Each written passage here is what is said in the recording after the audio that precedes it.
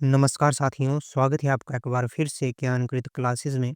इस video lecture में हम बात करेंगे एनसीईआरटी क्लास 6 चैप्टर नंबर 4 के बारे में, जिसका नाम है इतिहास की समय रेखा एवं उसके स्रोत। इससे पहले हमने क्लास 6 के 3 चैप्टर देखे, जो कि जियोग्राफी से रिलेटेड थे और अब इस चैप्टर से इतिहास यानी हिस्ट्री की शुरुआत होती है। इस वीडियो में हम जिन एमसीक्यूज़ को देखेंगे वो सभी प्रतियोगी परीक्षाओं के लिए और साथ ही साथ स्कूल की जो परीक्षाएँ होती हैं उनके लिए उपयोगी रहेंगे। इस वीडियो में हम एमसीक्यूज़ को इस तरह से देखेंगे कि आपका चैप्टर 4 का रिवीजन हो जाए। तो चलिए वीडियो को शुरू करते हैं। पहला क्वेश्चन हमारे पास है, भारत का राष्ट्रीय संग्रहालय कहाँ पर स्थित है? यानी where is the national museum of India located? Option दिए गए हैं मुंबई, कलकत्ता, नई दिल्ली, चेन्नई। तो इसका राइट आंसर होगा ऑप्शन सी, नई दिल्ली। यानी नई दिल्ली में भारत का राष्ट्रीय संग्रहालय स्थित है। चलिए अब दूसरा प्रश्न देखते हैं। विशेषज्ञों और उनके अध्ययन क्षेत्रों का सही मिलान करें। विशेषज्ञ हमारे पास दिए गए हैं भूविज्ञानी, जीवाश्म विज्ञानी, मानव विज्ञानी और पुरातत्व विज्ञानी।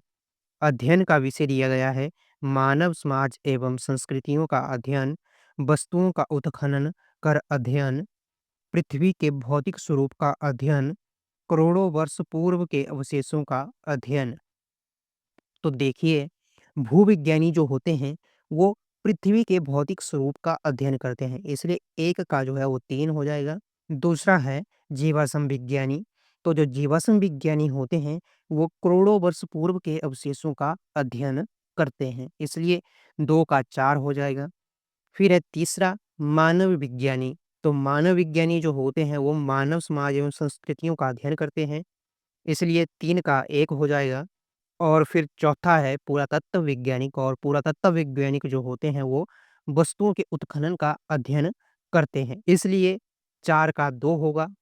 तो इस प्रकार इसका जो राइट आंसर होगा वो होगा ऑप्शन ए, 1 का 3, 2 का 4 और 3 का 1, 4 का 2। चलिए अब अगला प्रश्न देखते हैं। मानव के अतीत का अध्ययन क्या कहलाता है? ये तो सभी को आता ही होगा।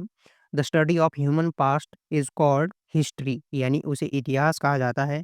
राइट आंसर होगा ऑप्शन बी। चलिए अब अगला प्रश्न देखते हैं। शिलाओं या मृदाओं की परतों के बीच संरक्षित पौधे या जंतुओं के अवशेषों को क्या कहते हैं? ऑप्शन दिए गए हैं कलाकृतियां, जीवाश्म, स्मारक या फिर उपकरण। तो इसका राइट आंसर हो जाएगा ऑप्शन बी, जीवाश्म या फिर फॉसिल। यानी जो मृदा होती है या फिर शिलाएँ होती हैं, उनकी जो परतें होती हैं, उनके बीच जो भी पौधे या जंतुओं के अवशेष होते हैं, उनको हम फॉसिल या फिर जीवाश्म कहते हैं। चलिए अब 5वां प्रश्न देखते हैं। इसमें हमारे पास कथन और कारण दिए गए हैं। कथन दिया गया है, समय के एक निश्चित कालखंड को युग कहा जाता है। कारण दिया गया है, किसी शासक के शासन के आरंभ को एक नए युग का आरंभ माना जाता है। तो अगर हम कथन की बात करें, तो कथन बिल्कुल सही है कि एक समय के निश्चित कालखंड को युग कहा जाता है, और कारण भी सही है कि किसी शासक के शासन के आरंभ को एक नए युग का आरंभ माना जाता है। तो इसलिए इसका जो राइट आंसर हो जाएगा वो होगा option A, both A and R is true and R is correct explanation. यानी कथन की जो कारण है वो बिल्कुल सही व्याख्या कर रहा है। इसमें कारण जो है वो कई बार आपको ऐसा दिया जा सकता है कि किसी विशेष व्यक्ति के जन्म के बाद का समय जो है वो नए युग का आरंभ माना जाता है। ऐसा भी दिया जा सकता है और वो भी बिल्कुल सही होगा। चलिए अब अगला प्रश्न देखते हैं। कैलेंडर और शब्दावली के संबंध में निम्नलिखित कथनों पर विचार करें। पहला कथन दिया गया है, विश्व में सामान्यतः ग्रेगोरियन कैलेंडर का उपयोग होता है। दूसरा दिया गया है, एडी ग्रीक भाषा का शब्द है जिसे अब सीई कहा जाता है। तीसरा कथन दिया गया है, ईसा मसीह के जन्म से पहले की गणना अवरोही क्रम में होती है जिसे बीसी कहा जाता है। तो अगर हम कथन नंबर 1 की बात करें तो बिल्कुल सही है, विश्व में सामान्यतः ग्रेगोरियन कैलेंडर का ही उपयोग होता है। कथन नंबर 2 की बात करें तो एडी जो है यानी एनोडेमिक जो है वो ग्रीक भाषा का शब्द नहीं है, इसलिए गलत हो जाएगा। ये लैटिन भाषा का शब्द है और ये बात सही है कि उसे अब हम सीई कहते हैं यानी कॉमन एरा कहते हैं। कथन 3 की बात करें तो ईसा मसीह के जन्म के पहले की गणना हम अवरोही क्रम में ही करते हैं, तो कथन 3 भी सही होगा। इसलिए इसका राइट आंसर हो जाएगा ऑप्शन बी। यहाँ पर आपको एक बात ध्यान रखनी है कि मान लीजिए यहाँ पर ईसा मसीह का जन्म हुआ, तो इसके आगे की जो गणना है उसको हम 1, 2, 3, 4, 5 इस तरह से करते हैं और इसके पीछे की गणना जो है उसको हम इस तरह से करते हैं 4, 3, 2, 1 इस तरह से। इस बात को आपको ध्यान में रखना है। और साथ-साथ में मैं आपको बता दूँ कि सीई को हम कॉमन एरा कहते हैं, बीसी को हम बिफोर क्राइस्ट कहते हैं और अब बीसी की जगह एक और नया शब्द इस्तेमाल किया जाता है जिसका नाम है बीसीई। इसको कहते हैं बिफोर कॉमन एरा। जैसे सीई को कहते हैं कॉमन एरा, तो बीसी को कहते हैं बिफोर कॉमन एरा। यहाँ पे ये जो है ये बीसीई होगा बिफोर कॉमन एरा और ये जो ईसा मसीह के जन्म के बाद की घटनाएँ हैं उसको हम सीई कहते हैं, तो इसको कहेंगे कॉमन एरा। तो चलिए अब अगला प्रश्न देखते हैं। निम्नलिखित घटनाओं को उनके घटित होने के समय के अनुसार पुराने से नए क्रम में लगाएँ। पहली घटना हमारे पास दी गई है गौतम बुद्ध का जन्म, दूसरी घटना दी गई है विश्व में शैल चित्रकारी के प्रथम साक्ष्य और तीसरी घटना दी गई है बीसीई को, जैसा कि मैंने आपको बताया कि इसको कहते हैं बिफोर कॉमन एरा। इसी को हम हिंदी में सामान्य संवत पूर्व कहना। तो देखिए इसका जो राइट आंसर होगा वो होगा ऑप्शन ए यानी 2, 1 और 3, क्योंकि देखिए जो विश्व में हमें सबसे पहले शैल चित्रकारी के साक्ष्य मिले वो 40,000 ईसा पूर्व के मिले हैं यानी बिफोर कॉमन एरा के मिले हैं और महात्मा बुद्ध का जो जन्म हुआ है वो 560 ईसा पूर्व में हुआ है। और बीसीई को हम पहले बीसी कहते थे यानी बिफोर क्राइस्ट, तो इसको अभी हाल ही में हमने बीसीई कहना शुरू किया है, इसलिए ये सबसे लास्ट में आएगा। गौतम बुद्ध का जन्म उसके बाद आएगा और फिर सबसे पहले पर आएगा विश्व में शैल चित्रकारी के प्रथम साक्ष्य। तो इसलिए इसका राइट आंसर हो जाएगा ऑप्शन ए। चलिए अब अगला प्रश्न देखते हैं। तिथियों की गणना करते समय बीसीई और सीई के योग से हमेशा घटाना चाहिए। ऑप्शन दिए गए हैं 0, 1, 2 और 10। तो इसका राइट आंसर होगा ऑप्शन बी यानी 1। तिथियों की गणना करते समय हमें बीसीई और सीई के योग से हमेशा 1 घटाना चाहिए। देखिए एक उदाहरण मैं आपको देता हूँ। मान लीजिए यहाँ पे ईसा मसीह का जन्म हुआ, तो इससे पहले की घटनाओं को हम उल्टे क्रम में लिखते हैं 1, 2, 3, 4 इस तरह से और आगे की जो घटनाएँ होती हैं उनको हम लिखते हैं 1, 2, 3, 4 इस तरह से बढ़ते हुए क्रम में। तो अगर हम देखें तो यहाँ 1 के पास सीधा 1 आ जाता है, 0 नहीं आता है। तो देखिए अगर हम बात करें कि 2 ईसा पूर्व के बाद 2 ईस्वी कितने वर्षों बाद आता है, तो उसकी गणना हम करेंगे तो देखिए यहाँ पे 1 हो गया, यहाँ पे 2 हो गया और ये 3 हो गया। लेकिन अगर हम इनको जोड़कर देखेंगे तो 2 प्लस 2 कितना होता है? 4 होता है। तो 4 वर्षों बाद तो 2 ईस्वी नहीं आया है, तो ये कितने वर्षों बाद आया? 3 वर्षों बाद आया, तो इसमें हम 1 माइनस कर देंगे तो 3 आ जाएगा, तो हमें पता लग जाएगा कि ये 3 वर्षों बाद आया है 2 ईसा पूर्व। इसी तरह हम एक और उदाहरण लेते हैं। जैसे कि आप सभी को पता है कि महात्मा बुद्ध का जन्म जो है वो 560 बीसीई में हुआ है और आज का जो समय है वो है 2026।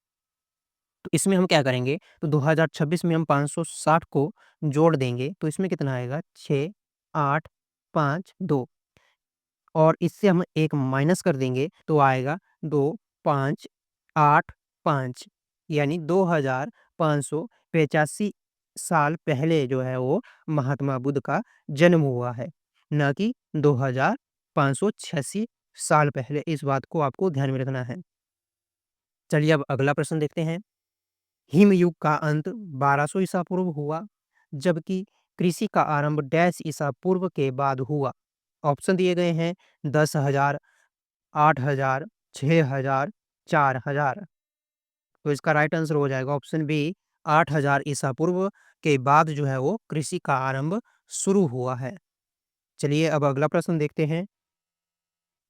भारतीय उपमहाद्वीप में मिट्टी के बर्तन बनाने की तकनीक डैश ईसा पूर्व से पहले शुरू हुई। ऑप्शन है 8000, 2000, 4000 या फिर 6000। तो इसका राइट आंसर होगा ऑप्शन डी 6000 ईसा पूर्व से पहले जो है भारतीय उपमहाद्वीप में मिट्टी के बर्तन बनाने की तकनीक शुरू हुई। चलिए अब अगला प्रश्न देखते हैं। अतीत की घटनाओं को बिंदुओं के माध्यम से चिह्नित करने वाला उपकरण क्या है? ऑप्शन दिए गए हैं मानचित्र, समय रेखा, कुतुबनुमा, पैमाना यानी कि मैप, टाइमलाइन, कंपास या फिर स्केल। तो अतीत की घटनाओं को बिंदुओं के माध्यम से चिह्नित करने वाला उपकरण टाइमलाइन यानी समय रेखा कहलाता है।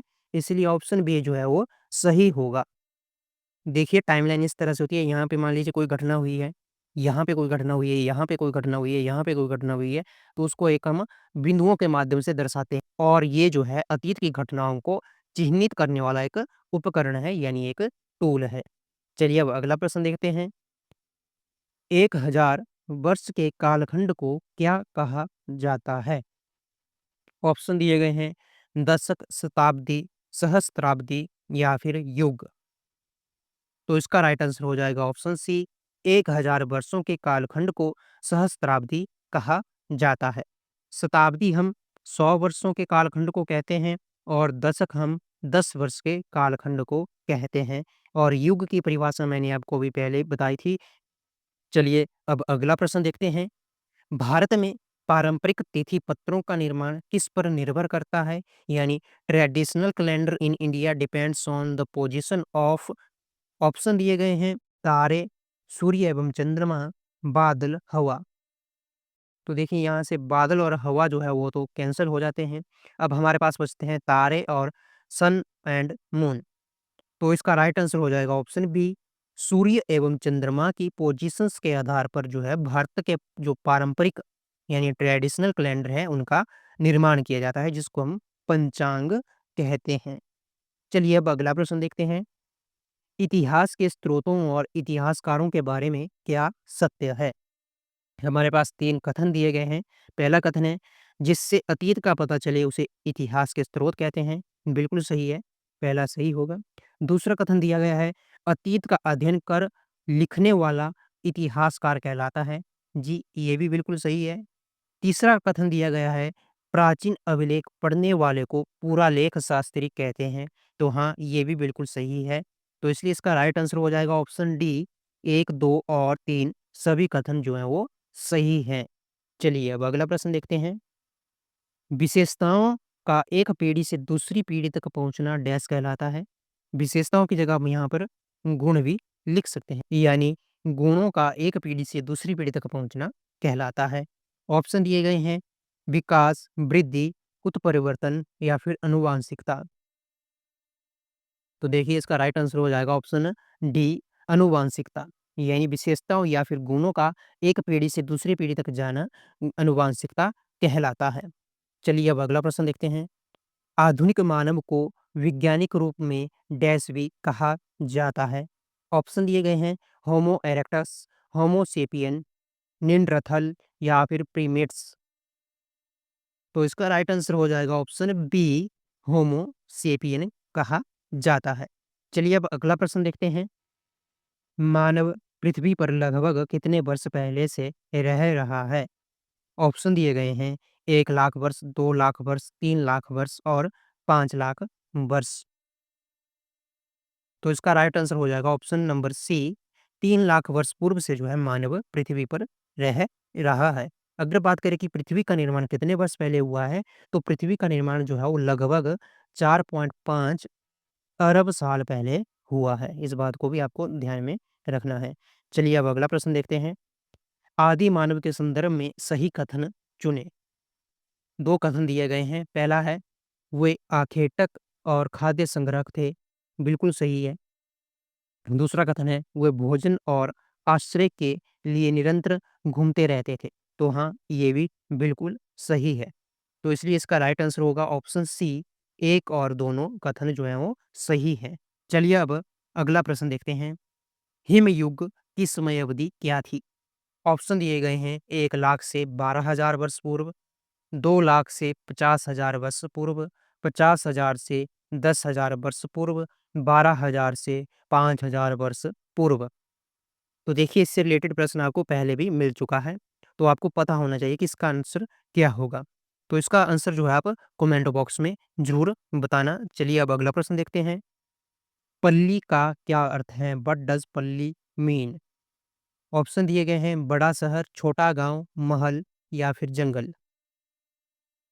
तो इसका राइट आंसर हो जाएगा ऑप्शन बी। अब इस चैप्टर का लास्ट प्रश्न है, गौतम बुद्ध का जन्म कब हुआ था? ऑप्शन दिए गए हैं 560 बिफोर कॉमन एरा, 560 एडी या फिर 540 बिफोर कॉमन एरा या फिर 600 बिफोर कॉमन एरा। तो इसका आंसर मैंने आपको वीडियो में कम से कम 4 से 5 बार बताया। तो अब आप इसका आंसर भी कमेंट बॉक्स में ज़रूर बताना। तो इस वीडियो से मैंने आपको 2 होमवर्क क्वेश्चन दिए हैं, उनका आंसर आप कमेंट बॉक्स में देना। और इस वीडियो को अंत तक देखने के लिए आपका धन्यवाद। अगर आपको इस वीडियो से कुछ भी नया सीखने को मिला है, तो हमारे चैनल को सब्सक्राइब करना और इस वीडियो को लाइक करना। मिलते हैं अगले वीडियो में, तब तक के लिए सीखते रहिए, पढ़ते रहिए। जय हिंद, जय भारत।